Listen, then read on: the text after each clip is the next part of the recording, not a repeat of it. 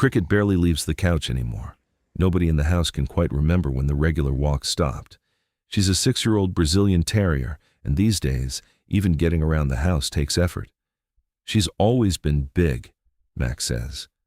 She hates walks, his mother Joni adds. She just wants to be with me. Nobody says any of this like an excuse. To them, these are simply things they know about Cricket. They've watched the same pattern for years, and Cricket's behavior seems to support it. She doesn't ask to go outside. She doesn't follow anyone toward the door. Most of the time, she stays exactly where everyone expects her to stay. To Mac, there isn't much mystery in that. Cricket is comfortable. She's close to Joni. She has food, a familiar home, and a place she seems perfectly content to spend most of her day. But there's a problem with being certain about a dog for too long. Eventually, you stop asking whether the explanation still fits. Devin Rooks starts coming to the house twice a week. She's there for Joni, helping with meals, medication, and the ordinary things that have become harder for her to manage alone. Cricket isn't Devin's responsibility. She's just usually there. At first, Devin doesn't see anything unusual beyond the obvious. Then, she starts noticing little things. A car passes outside, and Cricket's head comes up before anyone else reacts. Something moves in the kitchen, and her ears turn toward it immediately. She doesn't get up. That's what makes it easy to ignore. But Devin keeps noticing the same pattern. Cricket may spend most of her day in one room, but she is still paying attention to what happens beyond it. Devin doesn't know what that means yet. She only knows it doesn't fit perfectly with the idea that Cricket has no interest in anything outside this house. One afternoon, the back door is open and a bird lands somewhere nearby. Cricket lifts her head and stares toward the doorway. For a few seconds, she's completely focused on whatever is outside. Then, she gets one foot underneath herself and takes a step toward it. Joni is watching television. Without really thinking about it, she reaches for the treat jar beside her and holds one out. Cricket turns back. That's it. The moment is over. There's nothing cruel about what Joni just did. That's important. She wasn't trying to stop Cricket from moving. Giving her something was simply part of their routine. A few days later, Devin notices another version of the same thing. Cricket has a toy just beyond the coffee table. She leans toward it, but doesn't stand. Before she needs to try, Joni reaches over and pushes the toy back within reach. Cricket settles again. Nobody in the room thinks twice about it. But Devin does. It starts to occur to her that people have spent years making Cricket's life easier in one very specific way. Whenever the world requires her to move toward it, someone usually brings it closer instead. The first thing that really unsettles Mac's certainty isn't something Devin says. It's an old photograph. Joni finds it while looking through a drawer. Cricket is 3 or 4 years younger, standing outside in the yard. She's considerably lighter, caught mid-step, ears forward. It's an ordinary picture. Mac looks at it for a while. Because whatever Cricket is now, this photograph makes one thing difficult to keep saying. She wasn't always exactly like this. The question isn't what happened on one particular day. There probably wasn't one. The better question is when this slowly became normal enough that nobody noticed it changing anymore. They take Cricket to the vet. There is an exam, blood work, and the usual questions about appetite, activity, and how long the changes have been happening. Mac is expecting something with a name, one condition that can explain why Cricket moves so little and why her weight has become so extreme. They don't get an answer that simple. There are things to address, but no single hidden diagnosis explains Cricket's entire condition. For Mac, there's some relief in that. For Devin, it makes the situation harder to reduce to one cause. Now, they have to look at the whole picture. Cricket's body condition, how little endurance she has, what she eats, how much she moves, what her routine has become, and how long everyone around her has been adapting to it. The answer isn't simply sick, but lazy doesn't explain much either. They try to change things at home. Meals get smaller and more structured. The scoop becomes a measuring cup.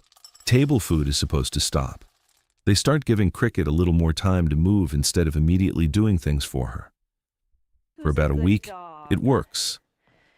Then the old routine starts coming back, because feeding Cricket has never just been feeding Cricket. Joni doesn't drive anymore.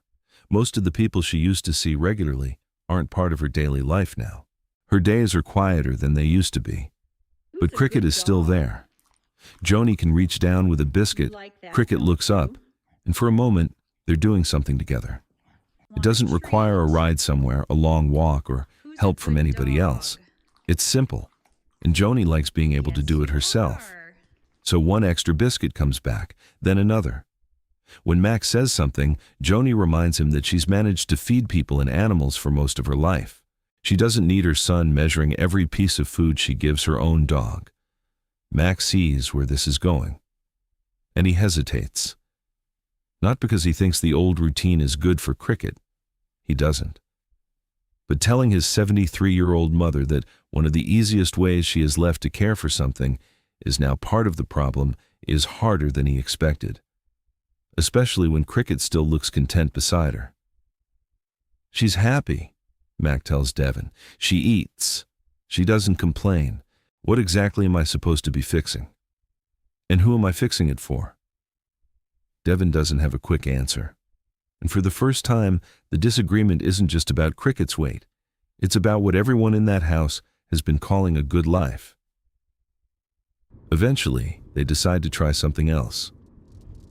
Cricket stays with Mac for a while. Different house, different routine, a yard. No treat jar beside the couch, and nobody automatically bringing everything to wherever Cricket happens to be lying. Devin expects this change to matter. At first, it barely does. Cricket looks around the living room on the first day and then settles near the window. She doesn't walk toward the door. She doesn't suddenly start exploring just because exploration is available. A few days pass, still not much.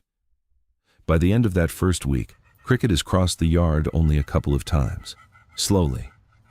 Each time, she stops well before reaching the fence. This is where Devin has to reconsider her own interpretation. She had been right that Cricket's opportunities were limited, but opportunity alone wasn't going to give Cricket a body capable of using all of them. The interest Devin had noticed was real. So were Cricket's physical limits. A few days later, Mac clips on the leash and takes Cricket into the yard. She walks 4 steps, maybe 5. Then she sits. Mac waits, gives her time, tries again. Cricket stays where she is. For a moment, the whole experiment seems to have landed exactly where Mac expected. New house, new yard, different routine, same Cricket. See? He says quietly. It was never the house. Devin doesn't argue. There isn't much to argue with in that moment. Cricket clearly has limits that changing the environment hasn't removed. Eventually, Max stops trying. He gives Cricket enough slack to stay where she is and turns his attention back toward the porch.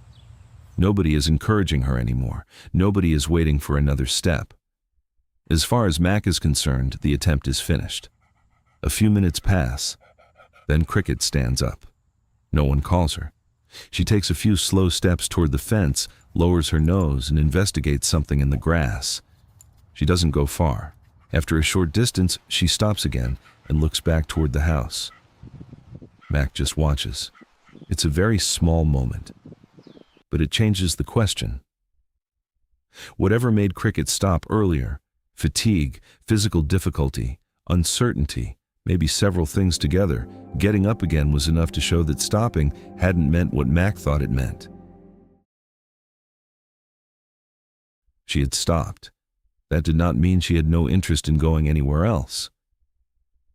If this story is making you see Cricket a little differently, leave a like and subscribe if you want to see more stories like this. After that, Mac can't keep using Cricket's stopping as proof that she wants nothing more. But Devin has to adjust too. A different environment didn't suddenly uncover some completely different dog. Cricket still needs time. Her body is still limited. So the question gets smaller and better. Instead of asking who understands Cricket, they start watching what Cricket actually chooses to do with the body she has today. Dogs don't all need the same amount of exercise. Age, health, physical condition, and the individual dog all matter. There isn't one number of minutes or miles that makes sense for every dog. But a dog can be loved, fed, warm, and sleeping beside someone every night and still have important parts of life missing. Love was never the problem in Joni's house. We bring dogs into our homes because we want them to share our lives. Sometimes, without realizing it, we stop making enough room in our routine for theirs. The couch isn't the problem. A life that rarely leaves it can be. If you looked at your own dog's routine from their point of view, what part of the day is really theirs? Cricket's progress is slow, and it isn't consistent. One day, she goes no farther than she did the week before. Another day, she spends several minutes sniffing along the fence. Then the next outing is shorter again. Nobody treats one good day as proof that everything has changed, and nobody treats a slower day as proof that nothing has. Mac starts keeping notes on his phone. At first, he thinks he'll use them to track distance. Instead, he finds himself writing down different things. She watched a squirrel from the porch. She went to the far end of the fence without being called. Today, she barely went past the step. Without really planning to, Mac has stopped asking only how far Cricket walked. He started paying attention to what she chose to do, and over time, another change appears. Anticipation. Cricket begins looking toward the door before Mac reaches for the leash. Sometimes she gets up before he calls her. Eventually, she'll cross the room and wait near the hook herself. The leash used to hang there for weeks without meaning much of anything. Now, Mac reaches for it, and Cricket is already getting up. That's the progress worth noticing. Not how far she can walk. The fact that going outside has become something she anticipates. If you want to understand your dog's behavior better and build a healthier routine around what they actually need, I left a resource in the description that may help. Later, Cricket visits Joni again. The house hasn't changed much. The couch is still there. So is the treat jar. As Cricket comes into the room, Joni instinctively reaches down to help her up. Then she stops herself. She waits. Cricket walks across the room on her own and presses against Joni's leg. Joni rests a hand on her head. For a while, they stay exactly like that. Then Cricket turns toward the yard. She goes outside, walks along the fence, and settles in the grass, watching a bird in the tree above her. Joni watches from the window. She doesn't call Cricket back. About 10 minutes later, Cricket comes inside on her own and settles beside Joni again. The same dog, the same person, the same closeness Mac had been pointing to from the beginning. Only now they understand it differently. Mac was right about one thing. Cricket really did love being close to Joni. That was never the misunderstanding. The mistake was believing that because she loved Joni, she wanted nothing else. Cricket didn't have to stop loving the couch. She didn't have to stop loving Joni. She just needed enough room, enough ability, and enough choice to show that her life could include more than one thing. More life never meant less love.